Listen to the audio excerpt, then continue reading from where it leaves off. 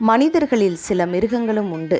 நன்றியை மறக்கக்கூடிய சில மனித மிருகங்கள் இந்த பூமிக்கு பாரமாயிருக்கின்றன. சில நேரங்களில் சில நல்லவர்களையும் பார்க்க முடிகிறது. உலகில் இது போன்ற மனிதர்கள் இருப்பதனால்தான் மழை பெய்கிறது. நிறம் மாறும் மனிதர்கள் ஏராளம். தன்னிலை மறந்து திரிகின்றனர். நிலைக்கெட்ட மனிதரை நினைத்துவிட்டால் நெஞ்சம் பொறுக்குதிலையே என்பது போல மனம் வேதனை அடைகிறது. அடுத்தவர்களை கெடுத்து வாழக்கூடிய வாழ்க்கையை வாழ்வதற்கு மண்ணில் இல்லாமல் மடிந்து போவது நல்லது. தீயவை பயனால் வரும் பரம்பரை பாவமும் வேண்டாம், பரம்பரை சாபமும் வேண்டாம். மண்ணில் பிறந்தால் சிறிதளவேனும் பிறருக்கு நன்மை செய்யுங்கள். இல்லையென்றால் தீமை செய்யாமலாவது இருங்கள், அதுவே நல்லது.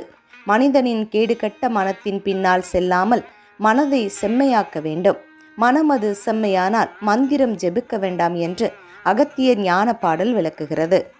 பொதுவாக இந்த பாடலை திருமந்திர பாடல் என்று சிலர் கருதுவர்.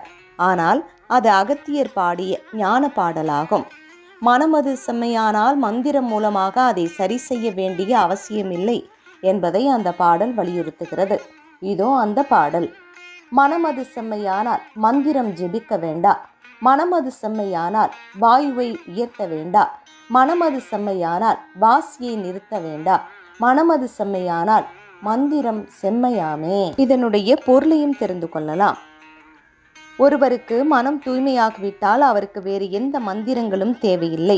மனம் செம்மை அடைந்தாலே பிராணவாயுவை நிறுத்தல் மற்றும் யோக கலைகள் மூலமாக கிடைக்க வேண்டிய அனைத்தும் கிடைக்கும் என்பதே இந்த பாடலின் பொருளாகும்.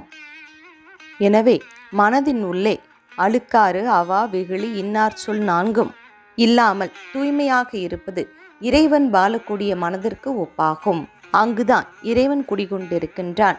எங்கு தூய்மையான உள்ளம் இருக்கிறதோ அங்கு இறைவன் குடிகொண்டிருக்கக்கூடிய இடமாக கருதப்படுகிறது.